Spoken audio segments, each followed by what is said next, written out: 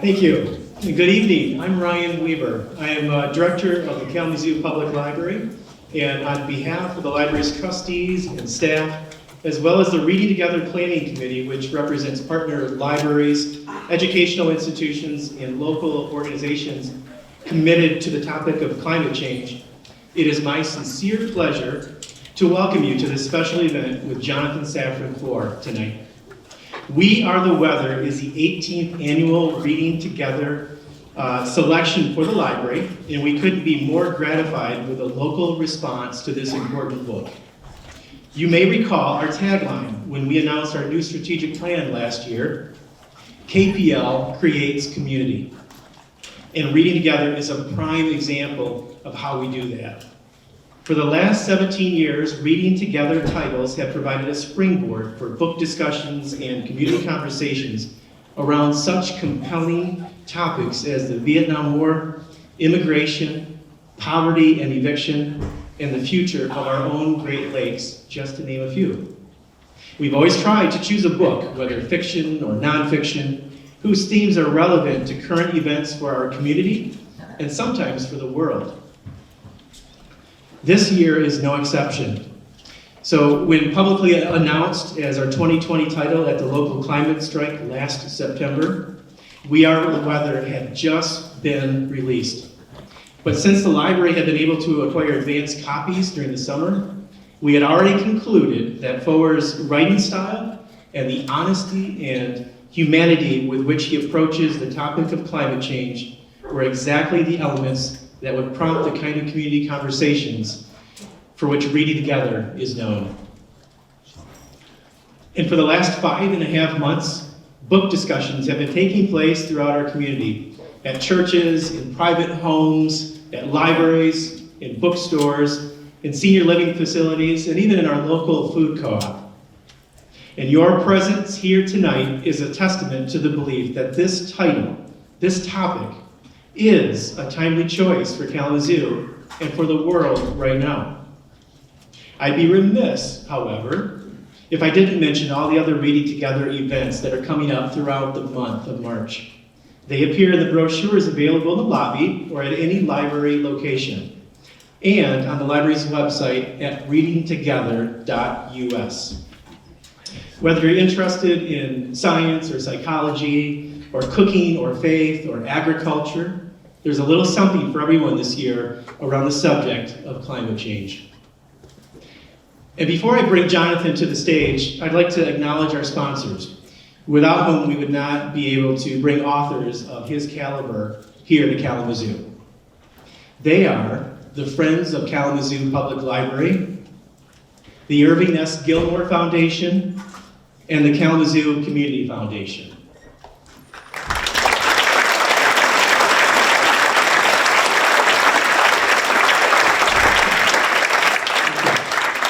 In addition, as I previously mentioned, the Kalamazoo Public Library is fortunate to have partners throughout the community who support Reading Together each year by serving on the planning committee, hosting programs, or sharing their expertise. In fact, if you are one of those people, if you are part of the planning committee, or if you hosted a book discussion, or you're planning on hosting a book discussion, if you have a table in the lobby here tonight, and there are several groups that do, or for that matter, even if you have read We Are the Weather, would you mind just please standing up for a moment? Come on. So we can all take a moment to acknowledge the sense of community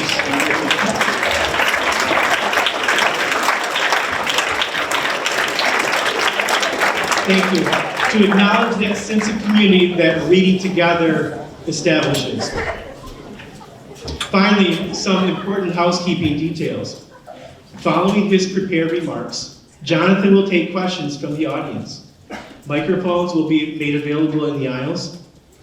And at the conclusion of the program, signed copies, already signed copies, will be available for purchase in the hallway from our friends at Michigan News Agency. Dean is here tonight and excited to meet you out in the hallway.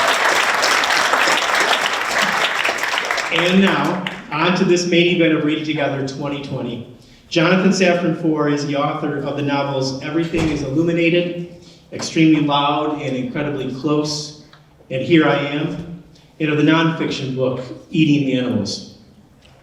His work has received numerous awards and has been translated into 36 languages. And he lives in Brooklyn, New York. We Are the Weather has appeared on several best book lists of 2019. Financial Times Best Books, The Guardian's Best Food Books of 2019, and Fast Company's Best Climate Books of 2019. Mark Bittman, with the New York Times Book Review, said, Foer brings both personality and passion to an issue that no one has figured out how to address in a way that inspires an adequate response.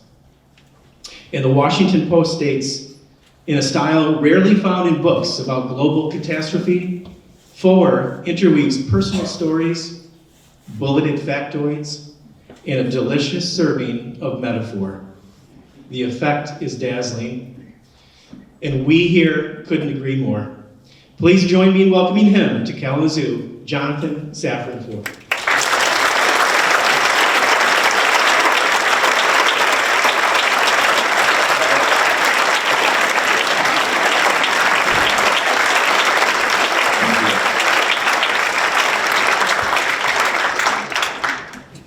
Before beginning, I should probably thank my sponsor for the night, which is Purell. I've used a lot of Purell in the last week or so. Now, joking aside, last night at about 6 o'clock, I called the person who had organized this reading, and I said, I think I can't go to this reading, because the news was changing so fast. My kids' school, I live in Brooklyn, my kids' school was canceled. I teach at NYU. NYU is not gonna have in-person classes for a little while, we don't know how long. The entire country of Italy is in lockdown. So they're scary times. I don't know that I'm exactly worried about getting sick myself, but I am certainly worried about infecting others, worried about going to Kalamazoo and, with all due respect, being stuck in Kalamazoo for the rest of my life. So,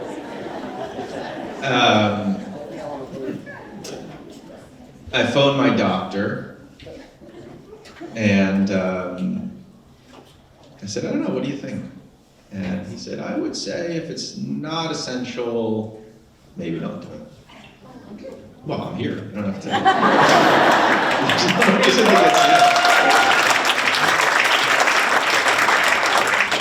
sick. But it did beg the question of what's essential, because that's a complicated question, and it's of course different for each person. Some people would say visiting a sick relative is not essential, but going to a basketball game is essential. And even in my own life, I have a lot of probably contradictions about what I would consider essential and inessential.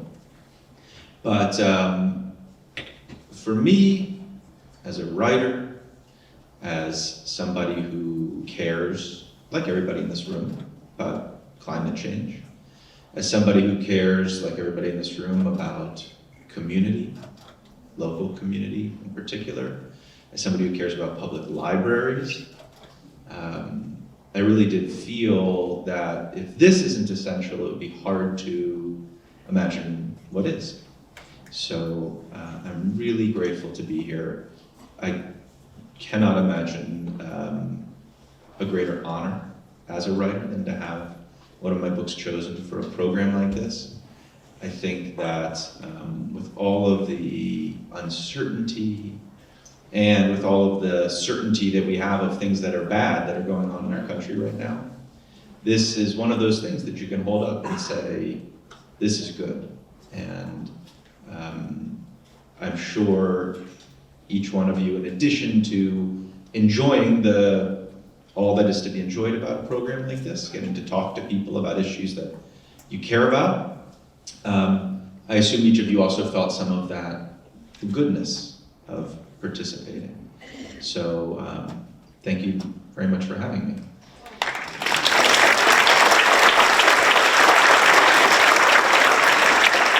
I should add as a caveat that my doctor said, I said, I don't know, like 800 people in a room? That just doesn't seem like a great idea right now. And he said, well, are you going to be on the stage? And I said, yeah. And he said, so you're not really among the 800 people. They should be worried about themselves. You're at arm's length. Yes. My voice is a little nasally because I haven't picked my nose in like 2 weeks. I haven't touched my face. It's the only thing I ever want to do, and it's the only thing I ever don't do. If anybody notices me touching my face tonight, with my bare hand, if I do this, that's kind of okay. But if I do it with my bare hand, I would really appreciate it if you would say, Jonathan, don't. It's an interesting moment actually to talk about climate change.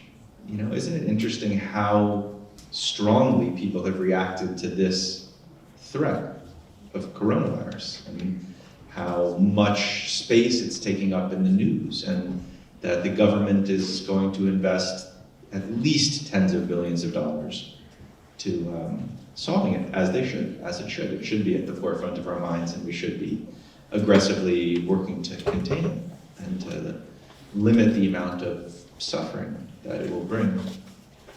But the amount of suffering that it will bring is dwarfed by the amount of suffering that climate change is already bringing. The number of people who will die from coronavirus, I certainly hope, is going to be less than the number of people who are presently dying because of climate-related droughts or illness or migration. And I think maybe later in this talk or in the question and answer, we can think together about why that's the case. What it is about coronavirus that excites our imaginations and excites our emotions and inspires a response when climate change, another global problem, doesn't and needs to.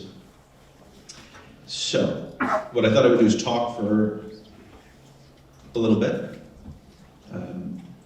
let's say half an hour, something like that. I'm never exactly sure how long I talk when I talk. And then we'll engage in a conversation. And if anybody sneezes in this room, first of all, you're going to draw a lot of attention to yourself. You'll probably ruin the night, so try not to.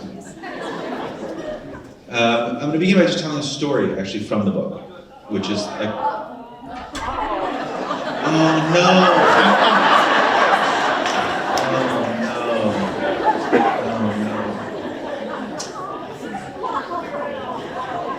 That's so bad.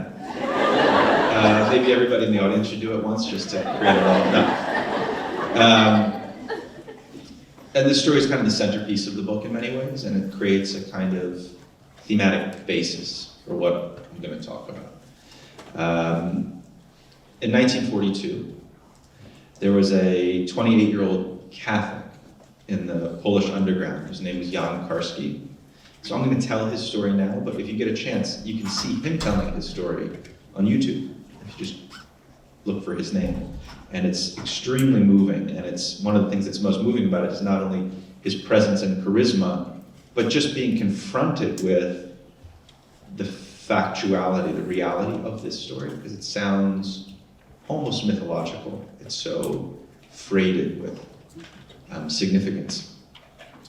So this 28-year-old Catholic named Jan Karski embarked on a mission from Nazi-occupied Poland to London, and then ultimately to America, to try to inform Western leaders of what was happening in Europe, with the hope that they would be inspired to act and to stop, or at least slow down what was happening in Europe. And in preparation for his trip, he smuggled himself into the Warsaw Ghetto, and he smuggled himself even into an extermination camp in order to accumulate information and testimonies to bring to these meetings in the West. So after surviving an incredibly perilous journey, he arrived in D.C., in Washington, D.C. in June of 1943, and there he met with Supreme Court Justice Felix Frankfurter, who is widely regarded as one of the most intelligent people America has ever produced, and he was himself a Jew, which is relevant to this story. So after hearing Karski's accounts of the clearing of the Warsaw Ghetto and of the exterminations in the concentration camps, and after asking him a series of increasingly specific questions like, so how high is the wall of the Warsaw Ghetto? How is food brought in and out? What's the death rate? Frankfurter paced the room in silence, and then he took his seat and he said, Mr. Karski, a man like me talking to a man like you has to be totally frank, and I have to tell you that I can't believe what you just told me. And Karski's colleague pleaded with Frankfurter and said, how can you not believe him? Look at all of the evidence that he's brought. Look at all of these testimonies you just heard. Why? Why would he be lying about this? And Frankfurter responded, I didn't say that this young man is lying. I said that I am unable to believe him. My mind and my heart were made in such a way that I cannot accept it. So Frankfurter didn't question the truthfulness of Karski's story. He didn't dispute that the Germans were systematically murdering the Jews of Europe, his own relatives. And he didn't respond that while he was persuaded and horrified, there was nothing he could do. Instead, he admitted not only his inability to believe the truth, but weirdly and tragically, his awareness, his own awareness of his inability to believe the truth. So our minds and hearts are well built to perform certain tasks and very poorly designed for others. We're good at doing things like calculating the path of a hurricane, and we're bad at things like deciding to get out of its way when it's coming. So-called climate change deniers reject the conclusion that 97% of climate scientists have reached. The planet is warming because of human activities. I don't even have to ask if anybody in this room is a climate change denier. They are now so incredibly rare in our country. But what about those of us who say that we accept the reality of human-caused climate change? We may not think that the scientists are lying to us, but are we able to believe them? Such a belief would surely awaken us to the urgent ethical imperative attached to it, shake our collective conscience, and make us absolutely willing and absolutely eager to act in response to it. In the same way that I have a little thing of Purell on stage, in the same way that I questioned whether or not I would make the flight here, in the same way that my children's principal decided that that school would be closed, in the same way that Congress is now allocating tens of billions of dollars to fight coronavirus.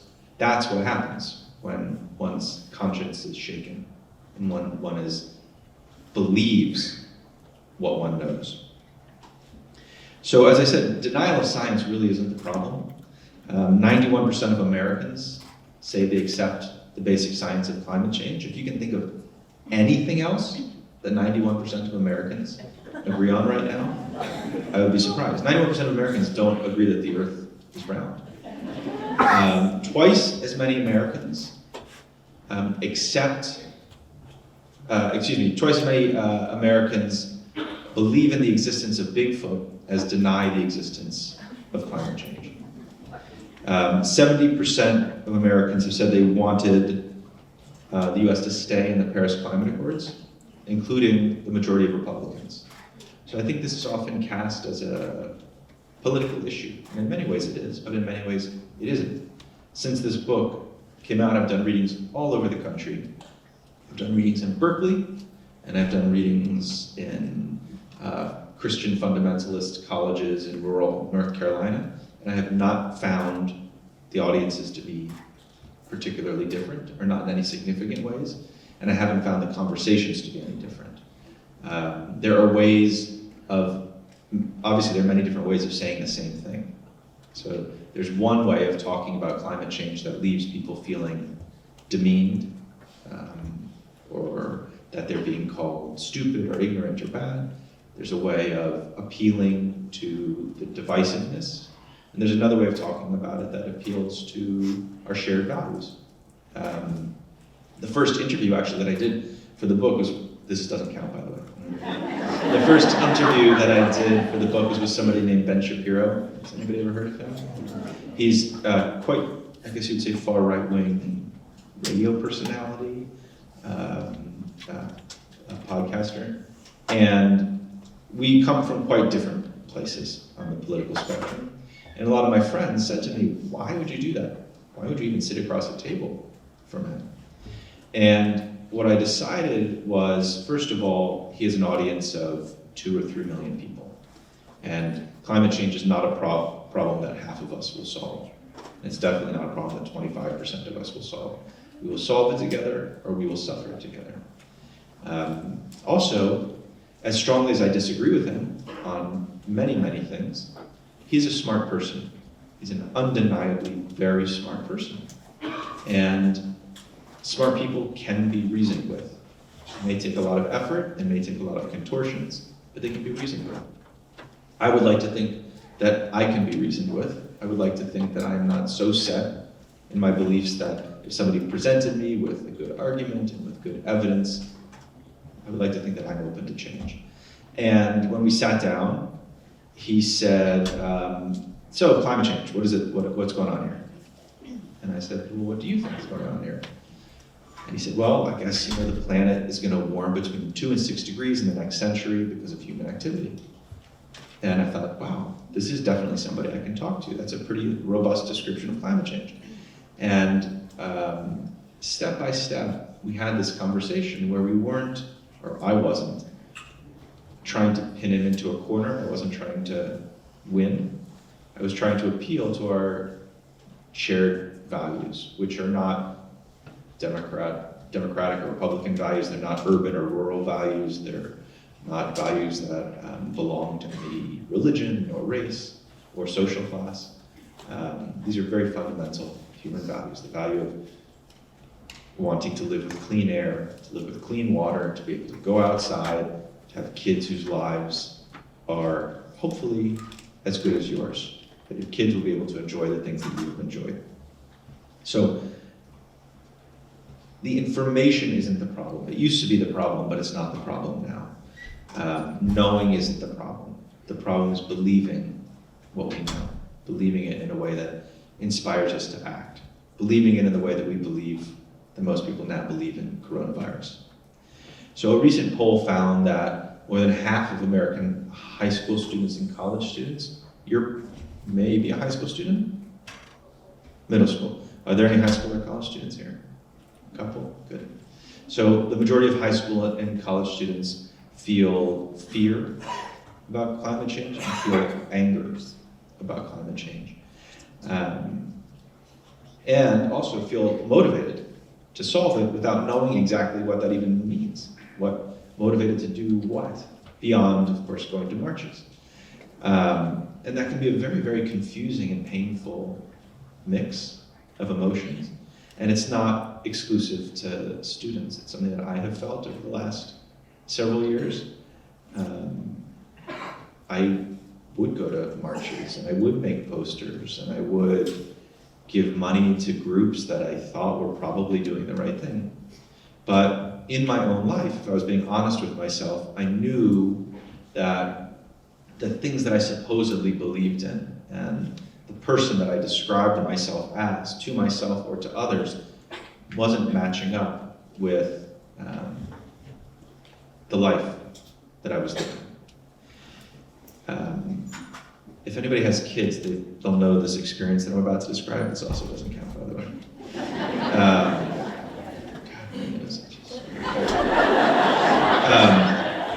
Thinking about it is obviously the worst thing that you can do to. So an experience that I often have, I have it probably once a week, is that I will be sitting in the kitchen or living room, I don't know, paying bills or doing reading for the class that I teach, and my kids who are 11 and 14 will be in another room horsing around. And they start to make noise, but it's fine, I can pretty much focus on what I'm doing, it's not so distracting. And then they start laughing really loud, or one of them punches the other and he screams, and I think, I still believe that they can sort this out, and I'm gonna sit here and I'm gonna do my thing as if it's not happening. And then it just gets worse and worse and worse, and something breaks, let's say. And this is the experience that most parents have had, of when you just go like that and you say enough, just like, enough. Now I have to go do something. Walk in and sort out the situation. So that was sort of my experience with climate change, where I was trying to continue to live my life and to pay my bills and to do my reading, and I was aware of this stuff going on sort of in the other room, except that was me. I was aware of the fact that I was still flying all the time, despite knowing how bad flying is for the environment. I was driving all the time. I was eating, you could say somewhat recklessly, I suppose. I just wasn't giving a lot of thought to it, other than when I was telling other people about the kinds of thoughts that I was having about climate change. So, I'm very lucky to be a writer, because when something bothers me, I can create a space for it and write about it. And that's what I decided to do. And what I wanted to give space to was the question of what is it that a responsible citizen, that somebody who believed what he or she knew, would do. And in fact, it's not controversial and it's not ambiguous. We know that there are 4 activities that matter significantly more than all others when it comes to our relationship to the environment. Controlling overpopulation, which is to say having fewer kids, flying less, living car-free if possible, but driving as little as possible, and eating as few animal products as possible. Those are the 4 most important things. I have yet to meet, and I've met a lot of climate scientists, I've yet to meet a climate scientist who disputes that those are the 4 most high impact activities. But 3 of them are a little different than the others, because most people just aren't in the process of deciding whether or not to have a kid in any given moment. That's not a daily choice. It's a choice you make once or twice for most people in their lives. It's a choice that my guess is about 2/3 of the room have already made, and probably the rest of you are not. I bet you there aren't more than 10 people in this room who are really have that on their minds right now. 85% of Americans drive to work. And most of us live in places that were designed to require automobiles. I'm very lucky in New York City in that I have a choice, but a lot of people don't have a choice. So it's not as simple as just saying, stop driving. The majority of flights that are taken are either for work or for what are called non-leisure personal purposes, like visiting a sick relative. So it doesn't feel fair, it doesn't feel easy to say, just stop flying. But eating is a little bit different, because it is a choice that each of us makes many times a day. And for most of us, and my guess is for everybody in this room, it's an unconstrained choice. Nobody is forcing you to eat any one thing or another. It also, in certain ways, is more important than those other things I mentioned. Because it's the largest producer of methane and nitrous oxide, which are the 2 most powerful greenhouse gases, because the UN, not PETA, but the UN has said that animal agriculture is one of the top 2 or 3 causes of every significant environmental problem on the planet, locally and globally. Deforestation, air pollution, water pollution, loss of biodiversity, and greenhouse gas emissions. In the most recent IPCC report, the IPCC is now our sort of gold standard for climate science. In the most recent report, the IPCC said, we have no hope of meeting the goals of the Paris Climate Accords, even if we were to turn off the electrical grid, even if we were to stop flying, even if we were to stop driving. We have no hope of meeting those goals unless we eat dramatically differently. So, okay, so that's the information. And we can like it or we can not like it. That is the science, that's the information. And we have to somehow contend with it. And we have to acknowledge that we're not all going to contend with it in the same way. Certain things that are hard for me are probably easy for you. And certain things that are hard for you might be easier for me. And even though we know this information, we don't always remember it when we're planning a vacation, or when we're at a restaurant, or a supermarket and contemplating what to eat. Despite having made many vows to myself, and I don't mean before I learned what I just told you, and I don't mean before I wrote this book, I mean after I wrote this book. I've made all kinds of vows, like, oh, I'm gonna fly less, or I'm gonna drive less, or I can tell you a dozen of them. Despite making those vows, and despite them feeling really good when I make them, it feels good to say, I'm gonna fly less in 2020. It feels really good to tell other people. It feels good in that self-righteous way that everybody knows. I wasn't doing a lot. I really wasn't. And then I had an experience that moved me quite a bit. I was doing a reading in Brussels, actually, and at the end of the reading there was a signing, and a young couple came up to me, and they put their book in front of me. They were maybe 25 years old. They put the book in front of me, opened it to the title page, which is normally empty, and it was filled with their handwriting. And I said, what's this? And they said, well, we're gonna get married in a couple months, and we decided tonight that we need to have a plan. Because if we don't have a plan, we're just gonna continue to do the things that we've always done, because that's what people typically do. You do today what it was that you did yesterday, more or less. Their plan, which they wrote down, was no more than 2 children, eat as vegetarians unless served meat at a friend's house, and it feels like there's no other option. Eat as vegans 2 days a week, only car sharing a maximum of 1,500 kilometers a year. And then instead of just having me sign it, they had a line that said witness. And I had the same response you did. I thought, oh, that's very charming, that's very nice. And I was kind of moved to see the way that they were negotiating what it is to be a citizen in this moment. You know, like eat vegetarian except when served meat at a friend's house. That sounds kind of weird. Except that it doesn't really sound weird. It sounds like an honest effort to do one's best, and a measuring of one's values, and a measuring of the realities of one's life. Not an abstract life, not a philosophical life, but an actual life. In much the same way that I was saying, you know, when my doctor told me, is it essential? You know, it's complicated, what it means, what's essential. How am I going to navigate that question? Well, the first step is to try to navigate that question. And I realized when I saw their plan that I didn't, despite having written this book, despite being the guy who was on the stage, instead of getting coronavirus out there, being the person who was signing the books, you know, despite all of that, I didn't have a plan. I just told people I'm going to try to fly less, and it meant nothing. So I went back to my hotel that night and I wrote out a plan. And then I shared that plan that I wrote with my kids, and I taped it to our refrigerator, and it really changed my life. Very, very dramatically.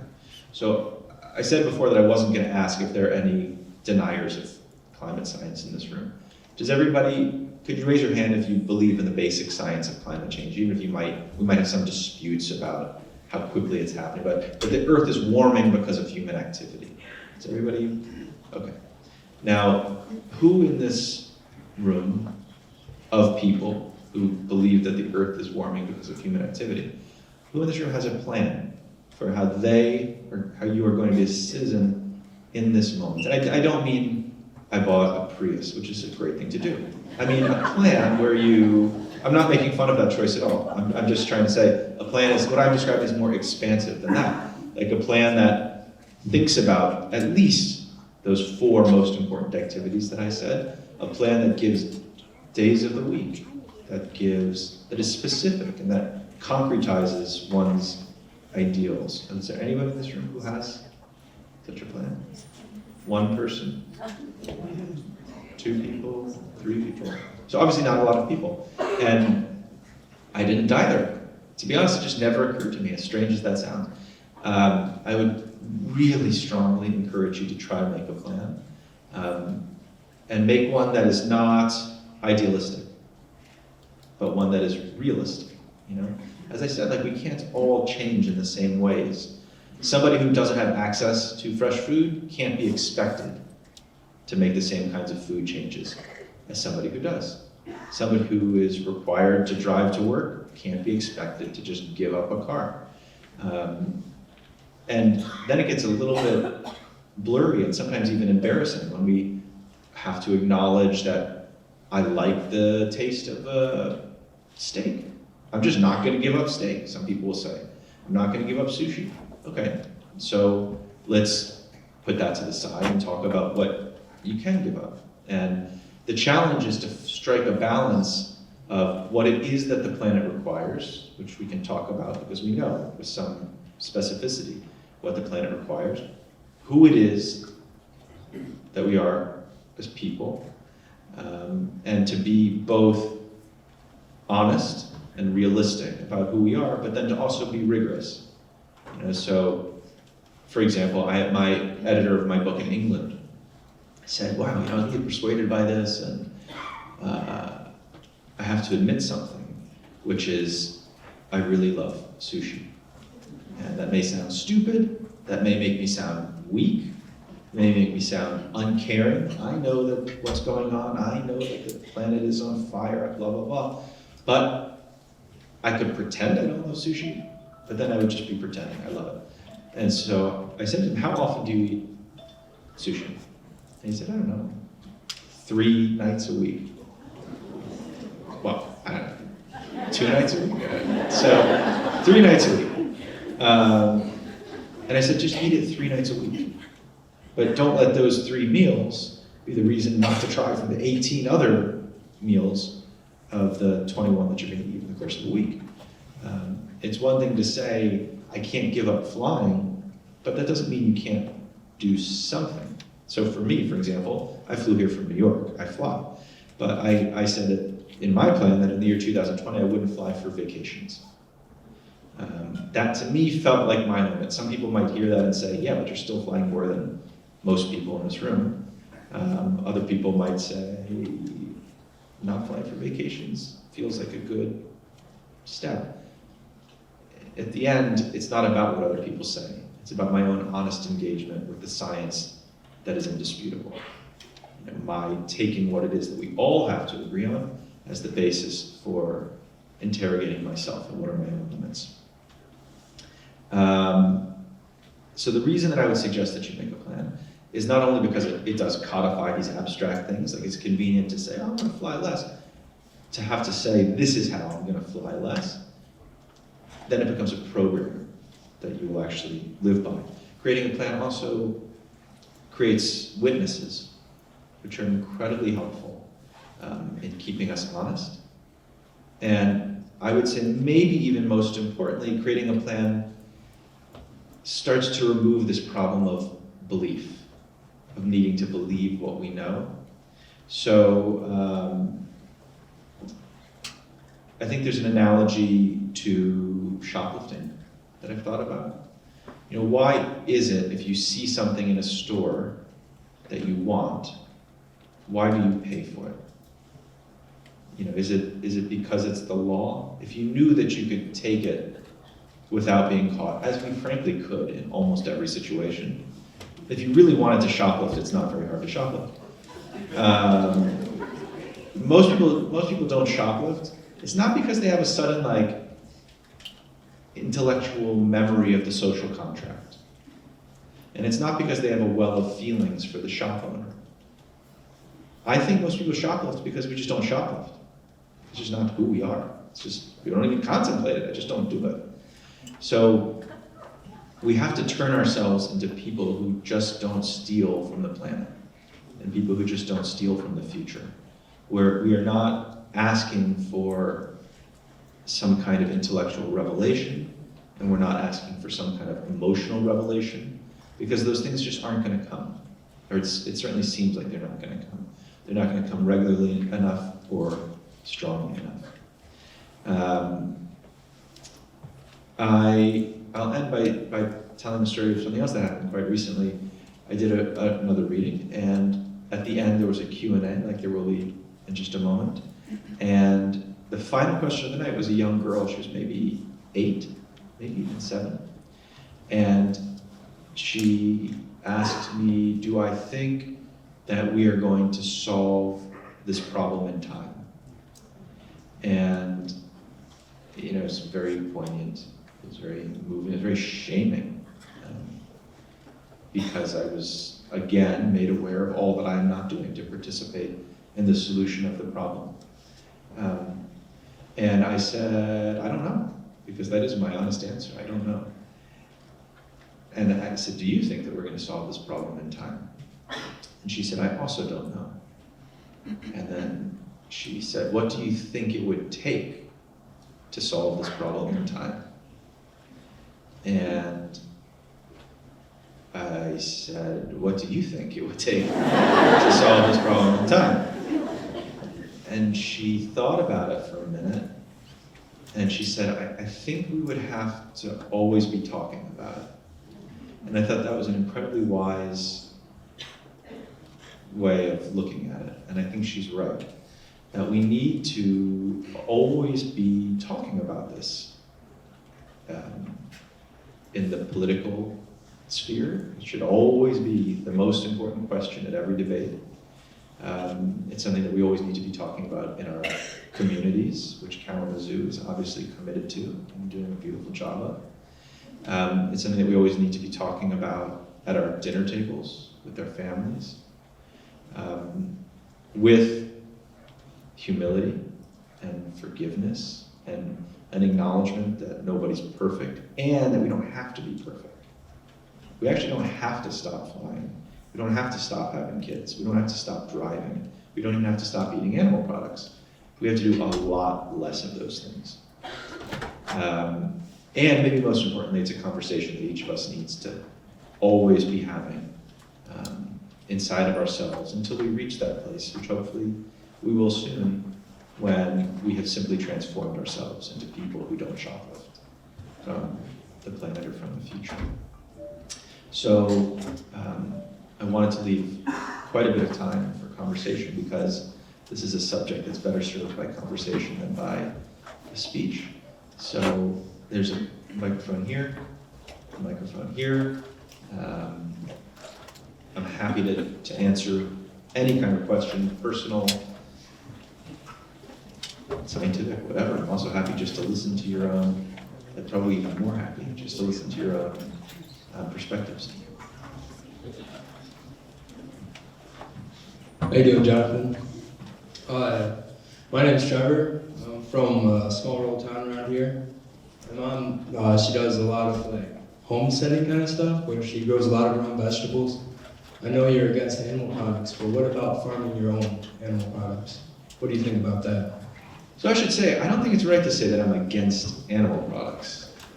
If we lived in the world that our grandparents lived in, I wouldn't have written my book, Eating Animals, and I wouldn't have written this book.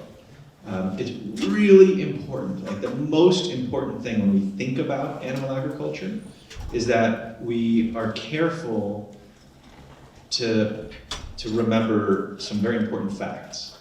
The most important of which is that 99% of the animals that we eat, 99.9% of the animals that we eat in America come from factory farms, which has nothing in the world to do with your mother's farm. Even if your mother was raising cows and producing milk. It's a totally different kind of farm with totally different implications for the environment, for animals, and for farmers. The factory farm was an invention about 50 to 70 years ago, and it completely transformed the way that Americans farm and the way that the world farms. We have the same number of farmers in America now. I don't mean the same percentage of the population. We have the same number of farmers as we did during the Civil War. Isn't that crazy? if you think about it. I haven't actually thought about that. That's pretty cool. And it's because factory farming's goal is to remove farmers in the same way that its goal is to remove nature from farming, to remove grass, to remove sky, to remove the cycle of day and night, to remove the breeds of animals that we have been used to living beside, to produce animals that grow so quickly that they literally have to be slaughtered in their adolescence, because otherwise the weights of their bodies will break their bones. Every single turkey that was sold in a supermarket in the United States, every single turkey that's sold for Thanksgiving was the product of artificial insemination, because turkeys have been bred to grow so quickly and so enormous that they can no longer reproduce sexually. So that's what we have to have in our minds when we're having this conversation. I have no interest in vilifying farmers.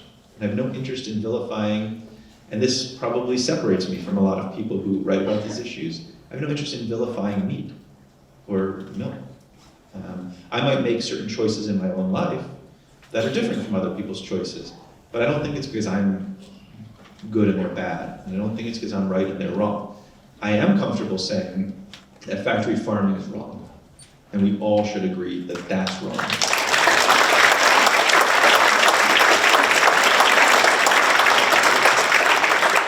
And we need to move back to the kinds of systems, to the kind of food system that we once had.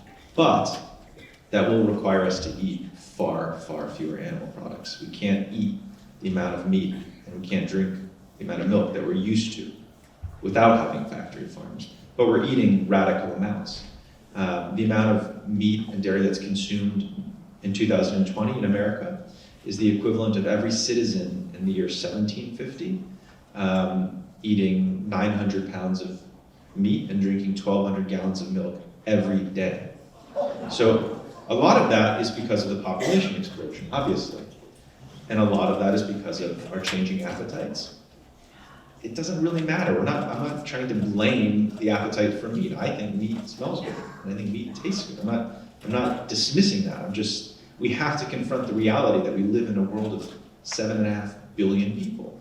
And the earth is a finite size. It's not getting bigger as our population gets bigger. So our habits just can't remain the same. They just can't. And every farmer, and when I use the word farmer, I mean people like your mother, not somebody who sits at a computer terminal deciding how many 100 million chickens we're going to slaughter on this, every farmer I've ever met agrees with that. People who raise animals for a living will be the first, in my experience, to acknowledge that we have to eat way less. We just have to. Thank you, Jonathan.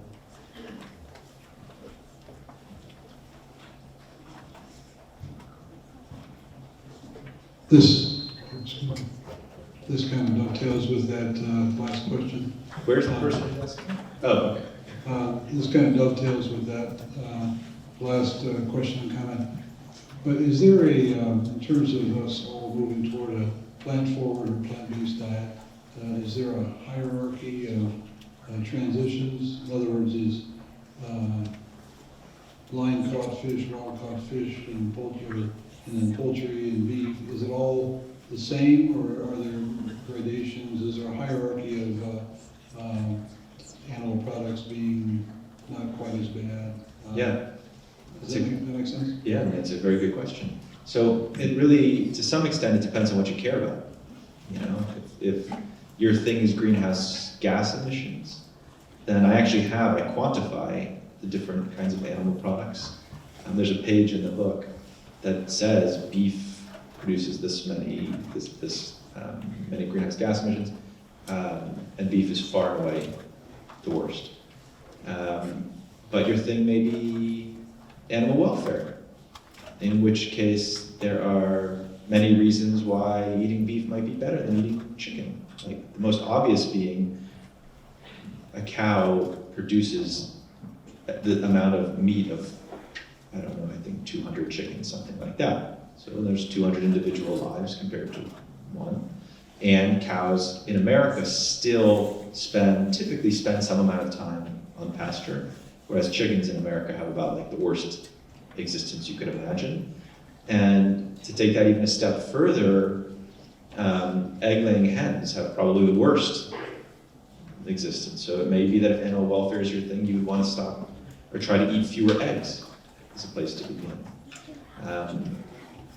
I would say the best thing is to arm yourself with as much information as you can, and it's very easy to find.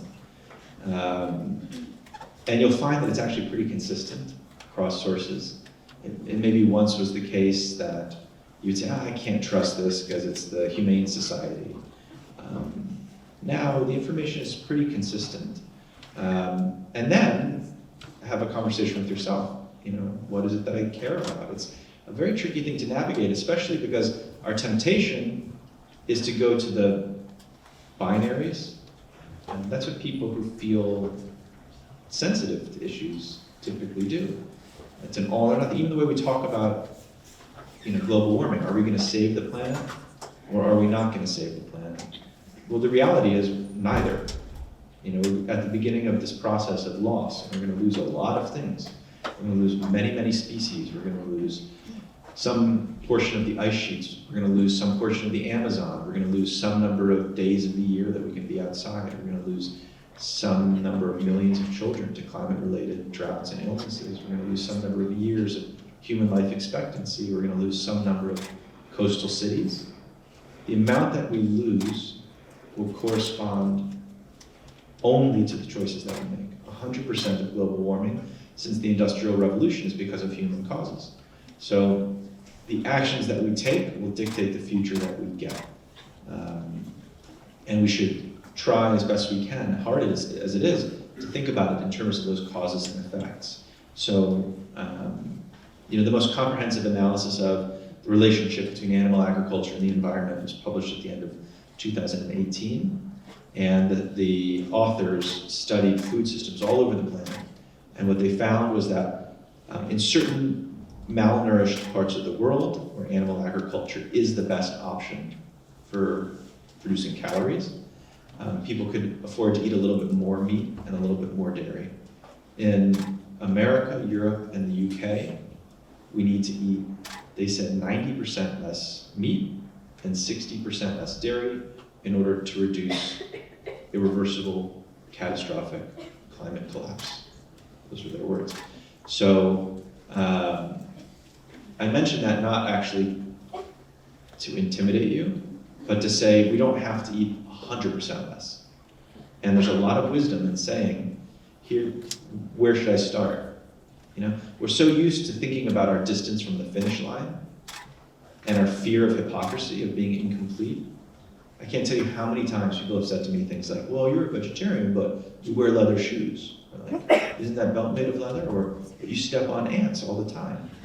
Because we're measuring our distance from the end rather than our distance from the beginning. Which is like, well, where can I start? I care about this because I'm not ignorant and I'm not evil. Like, I acknowledge that the scientists are right, especially when they're in complete agreement, or virtually complete agreement, about what's going on. And I want to participate in the solution. I don't want to participate in the destruction. So where's a good place for me to start?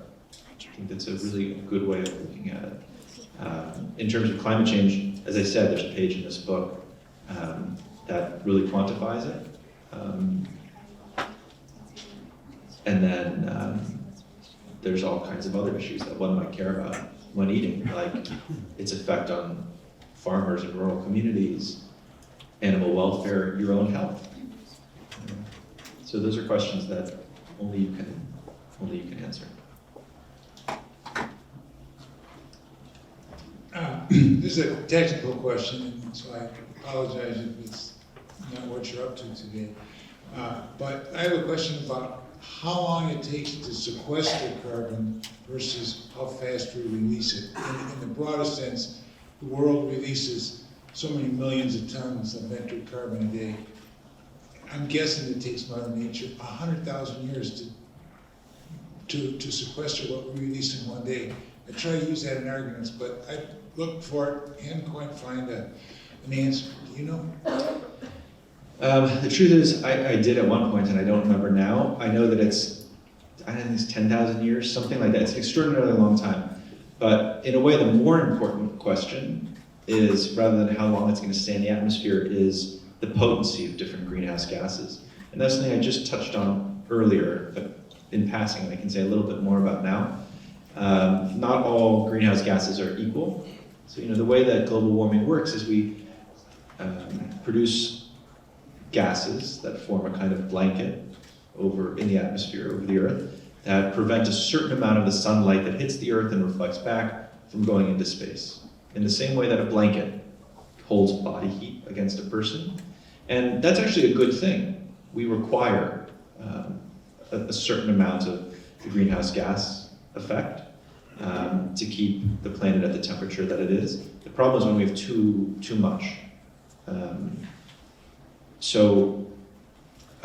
Methane is about 86 times as powerful as carbon as a greenhouse gas, and nitrous oxide is about 310 times as powerful. So just imagine a blanket that's 86 or 310 times as thick, that's on top of the Earth.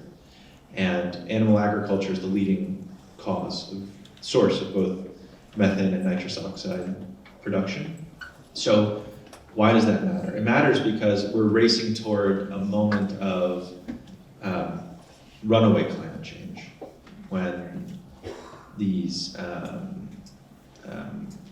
circular effects start to occur, like the albedo effect, which is basically that things that are white tend to reflect sunlight, things that are darker absorb sunlight. So when white ice melts into darker land or darker water, it's going to absorb more heat, which will cause the white ice to melt faster, and that's becomes something that's irreversible no matter what it is that we do. So we don't want to reach that point. And when you hear climate scientists say we have about 20 years, or we have about 10 years, or 30 years, whatever number they give, that's what they're referring to, until we reach a point of runaway climate change, at which point our actions no longer matter, because we've set into motion these cycles that can't be halted. So if you were a family that had a budget, as every family, or most families do, and you were worried about making your mortgage payment, right? Because you say, we don't make our mortgage payment, we're gonna lose our house. Except in this case, there is no other house. You cannot move anywhere else. So you look, okay, what are our expenses? It is wise to look at your biggest expenses first. The person who says, oh, do you need to send all of those letters, all of those stamps really add up? It's not a good way of looking at it. A better way of looking at it is, do we absolutely need to have that car, to lease that car? Are we eating at restaurants too often? Should we be cooking at home more often? Because if we can eliminate those big expenses, that's going to get us to where we need to be most efficiently. So removing animal products from our diets is the most efficient way to make an impact as an individual. One of the things that we haven't talked about is the difference between the actions of individuals and the actions of systems, because climate change isn't actually a problem that we can all solve by just flying less and driving less and eating differently. We need our governments to legislate differently and to regulate industry differently. We will need something like a carbon tax in order to have any hope. It's plainly obvious that our government is not going to do that anytime soon.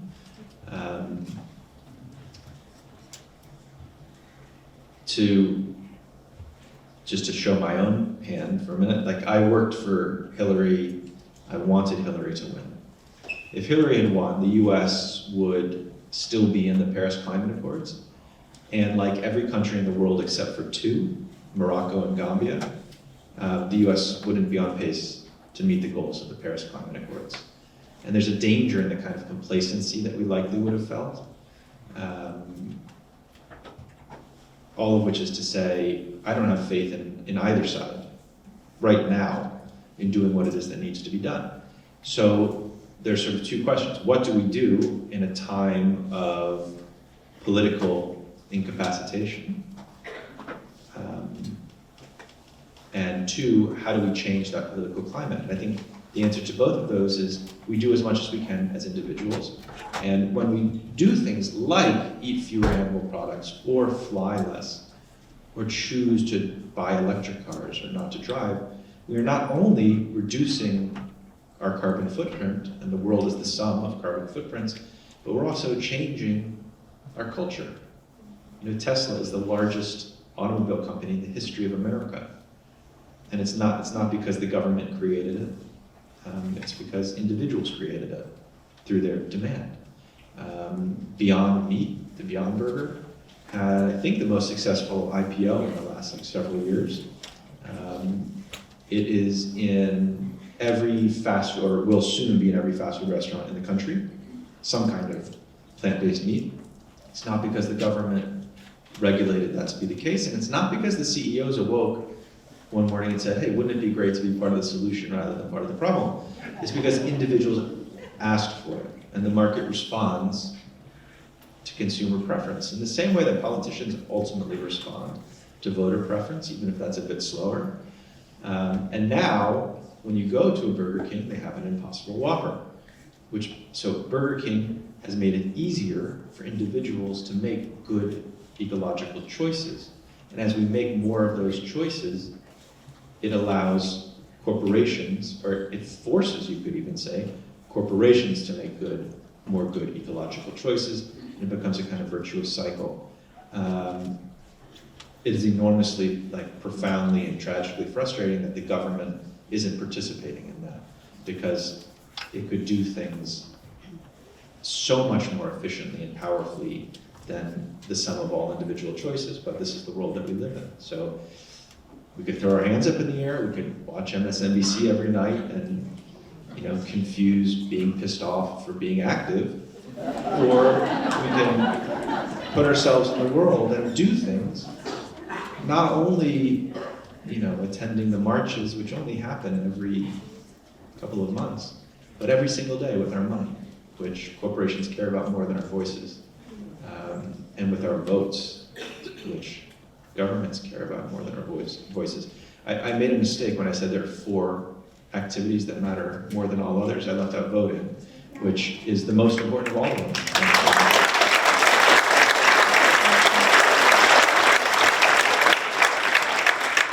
But we're at the mercy of our candidates. So. Hi, I want to bring the conversation back to farming for a minute, because these 2 rows are my students, and we've been talking about factory farming the last couple of weeks, and they keep raising a really good question. Who's willing to do the small farming anymore? Because it's often viewed as a job that people don't want, because it's hard work. And I don't know if you've got any ideas on how we might reverse that trend, aside from getting, for example, subsidies for small farmers, not for corn. But that's a big question that my students are raising a lot. It sounds like a good idea, but is it realistic? Well, I do think we should subsidize farmers, real farmers, not factory farms. If you're asking, what would be a first step that we could take to correct the food system, one thing would be to simply have foods cost what they actually cost. So, small farmers are at an enormous disadvantage. It just costs more to do the right thing, and they're not being subsidized in the same way as the factory farm industry is. So, and we've lost our sense of what food costs. I myself have. I can't tell you how many times I've gone to a green market, where the farmer who produced the food is selling the food, and I pick up an apple, or I pick up a loaf of bread that was baked, or I pick up whatever, and I say, oh my God, I can't believe this is really expensive.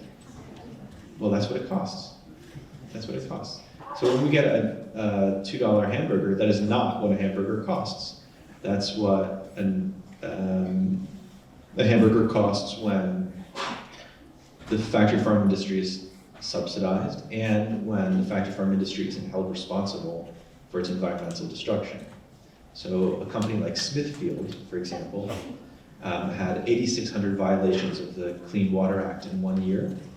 If they'd had 100, we would say, ooh, that doesn't sound good. If they'd had 500, we would say, somebody really needs to keep an eye on this company, but 8,600 is a business model. That's a plan. They're doing it on purpose. They're destroying the environment not as an unfortunate side effect, but on purpose, because they can. So they shouldn't be allowed to. And there will be a period of transition that will be, for some, difficult, moving from one kind of farming to another kind of farming. And we need to acknowledge that that will be difficult and support the people in the same way that we need to support teachers better. Like, certain jobs matter more than other jobs. Like, teaching and farming are probably the two most important jobs in the world. And so,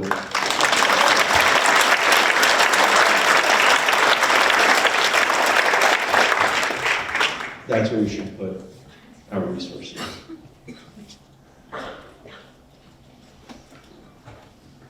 Jonathan, thank you for being here. I've been working on this issue with an organization called Citizens Climate Lobby for the last 8 years. So to see a room filled with people like this, worried about this issue makes my heart swell, really. And thank you. And I got up here originally because I thought I was going to have to respectfully disagree. And By the way, that is a coronavirus symptom. I should just... What's that? A swelling heart, I saw. It may not be this room, that's all I'm saying.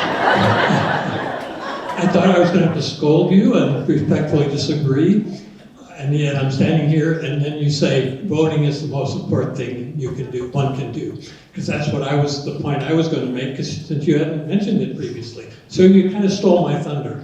But there are a lot of people here who in this room who have been part of the movement that I'm part of. I hope you'll get to know some of them, specifically the Kalamazoo Climate Crisis Coalition and the Citizens Climate Lobby and a lot of other organizations. And we're working for our carbon tax, and thank you for expressing your support for it. Thank you. Well, why don't you tell us one exciting thing you're working on, and then people can go and... Well, Citizens Climate Lobby is focused on getting a carbon tax. Locally? No, nationally. See, In fact, internationally. It's hard to... I have struggled with how to affect or even participate in any kind of legislative change. That's what Citizens Climate Lobby is all about. Yeah, no, it's good. I don't know.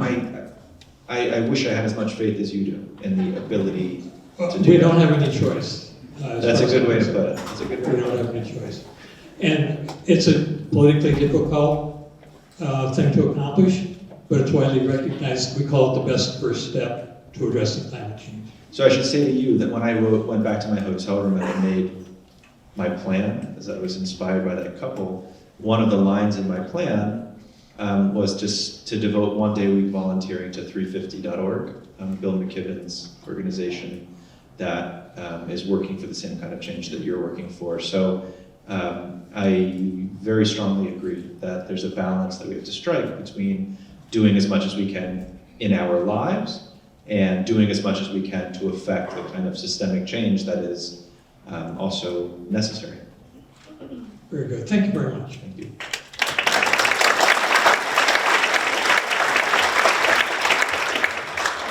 Hi.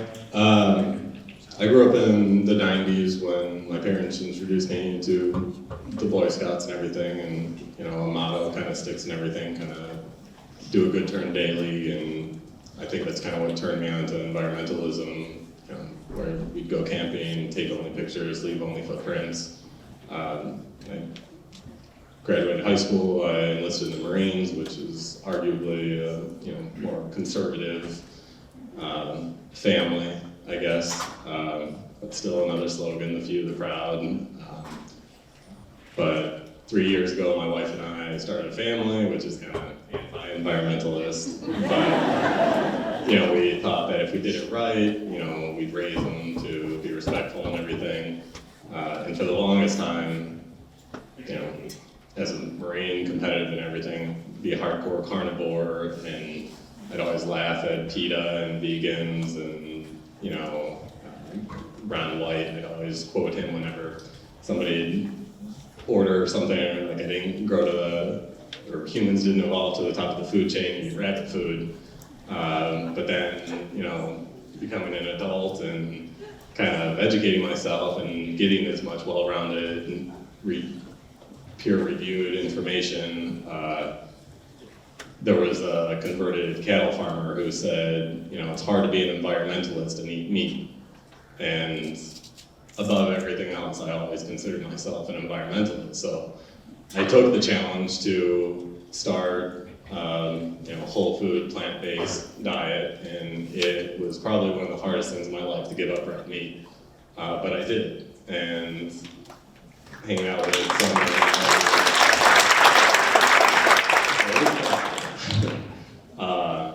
so yeah, still keeping in touch with Marines and everything. They always give me flack and stuff, but I'm just like, there's a global issue. It's the simplest thing we can do. So I guess my question is, what's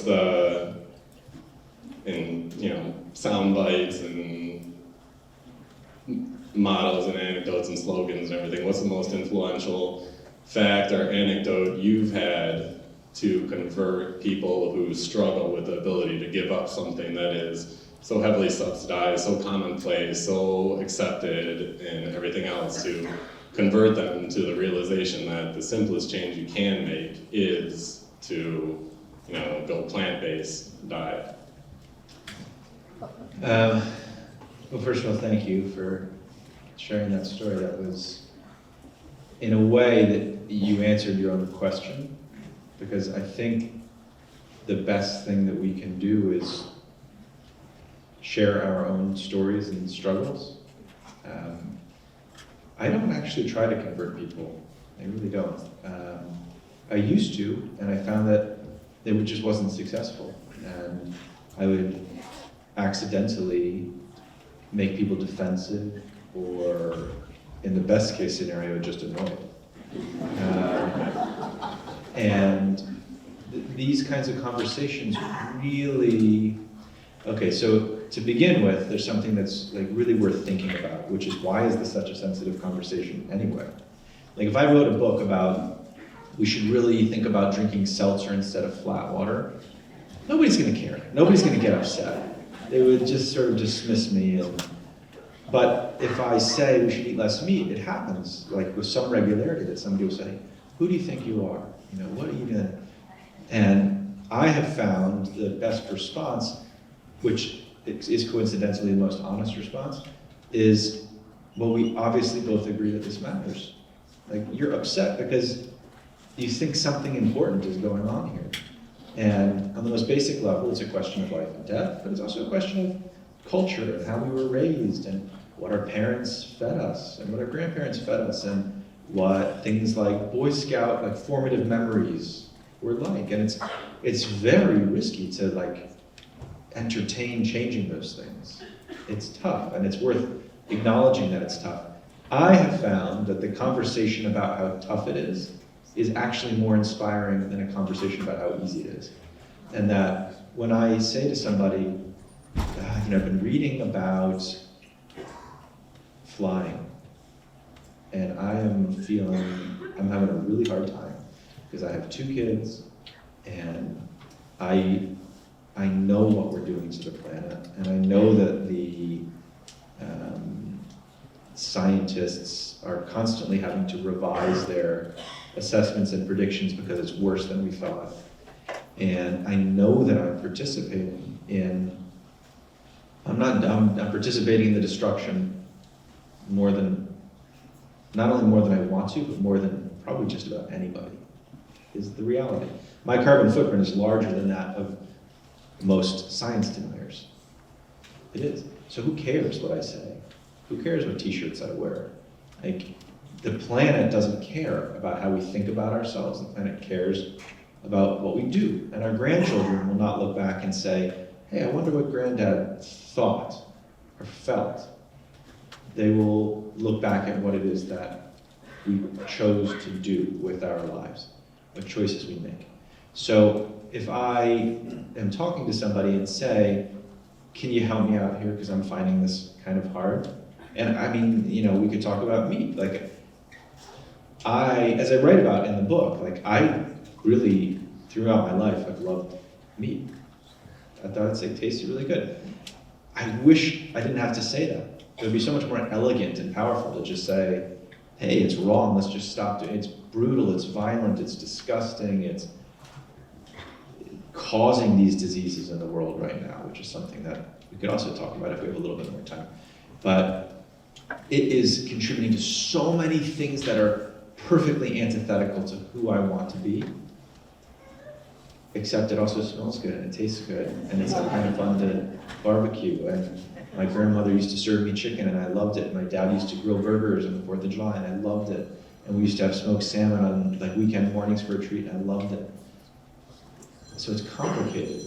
And I think admitting to the complication, sharing it, not making the other person the referent of the conversation, and not even making the science the referent, but making yourself.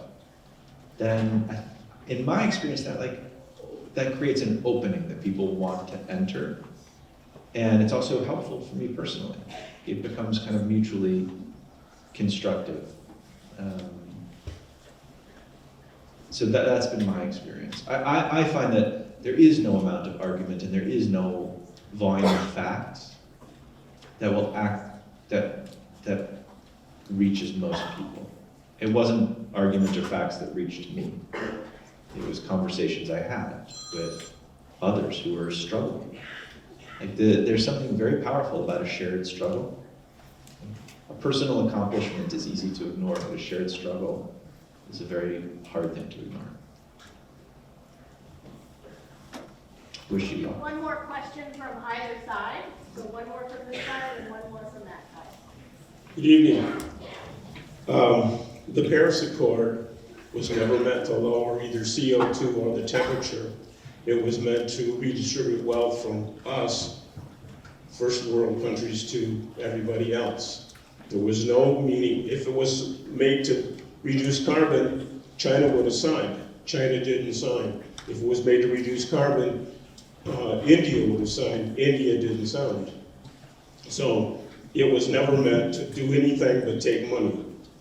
Second point, there never was a survey of 97% of anybody that agreed to anything. That survey was about 67 people that was preset to get the answer they wanted. It wasn't 97% of whoever calls themselves a climate scientist. Yeah, sometimes it's just okay to disagree. Like in my experience, like it's not always productive to open up a conversation, and you have your beliefs. No, I don't have beliefs. I have what really happened. There was never 97% of anybody except a 67 pre-selected group that they knew what they were going to answer that they're using. There was 97% of 1,000 people, 10,000, 100,000 people. It never happened. Okay. Same thing with Paris. We will Didn't reduce agree CO2. to appeal. Why to didn't China different sign facts. then? It is not going to go anywhere. Is somebody over here want to ask a question? Next question. Thank you for kind of forming this combination of pragmatic and compassionate environmentalism. I assume that's why we're all here. I got a couple of questions. George Monbiot writes for The Guardian in the UK, and he's an environmentalist. Recently he's written a couple articles about how factory farming can be more efficient, and he's talking about how free-range meat in particular can be much less efficient, and that's not the way to go because it can cause a lot more damage. He's written a little bit about actual factory, not meat, but meat-like products, and talk about how that might be the future for us. If you could comment on that. And then another question is, you wrote, we need to ethically address the West's relationship to the global South. And looking around this room right now, can't help but notice our demographic. And I'm wondering if you might say a little bit about what you meant by addressing our relationship with the Global South. Thank you. Well, you should have a conversation with them. That would be interesting. In terms of the Guardian thing, I wasn't exactly sure what you were saying, that factory farming is more efficient, you were saying, right? Yes. There are ways in which it is, for sure, but efficiency isn't like the highest human goal. It's more efficient to have child labor as well. You know, there are a lot of things we could do that are more efficient, but we want to have a kind of a more comprehensive understanding of what good production is than just efficiency. And I'm not sure he's right anyway.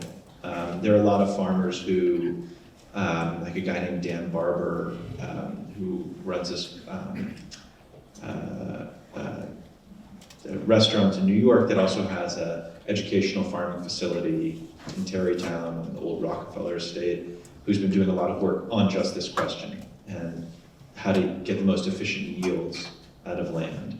And he would make the argument, I've heard him make the argument, that traditional methods can be every bit as efficient. The truth is, I don't know. I wouldn't pretend to know, but we can't, I have yet to meet the person who, I've yet to meet either of these two kinds of people. Either somebody who says there's any sustainable way for this size of human population to eat the amounts of animal products that we're presently eating, and I've yet to meet the person who's ever been inside a factory farm or looked at a video of the inside of a factory farm and said, I'm okay with this. I've never ever met somebody like that. There's a reason nobody wants to watch images of contemporary farming. And again, when I say contemporary farming, I mean factory farming. It's because we know that it's going to be extraordinarily unpleasant. And unpleasant not because somebody is persuading us of their values, but because of the values that our parents gave us and our grandparents gave us, regardless of where you grew up. There's never been a culture in all of human history that was completely laissez-faire about how we treat animals. 96% of Americans think that animals deserve protection from cruelty. These are just universal values. And with regard to the second question about the West's relationship to the Global South, it's really not something that is featured in the book. It's a kind of passing line where I'm talking about how the scale of the problem of climate change and the implications of it. And I think, if I remember correctly, that was in the context of noting that those who are most responsible for climate change will be the last to feel it, and they will feel it least profoundly, and that those who are least responsible for it, like Bangladeshis, who have extraordinarily small carbon footprints, are the ones who are feeling it most strongly. So it's hard, it's impossible, or it's unethical to talk about issues like global redistribution of wealth, or rather it's impossible not to talk about issues of wealth when talking about climate change, when not contemplating what it might be like to live in a country that hasn't had the benefit of development in the way that, you know, the United States has over the last century. So I think on that note, I will say thank you again.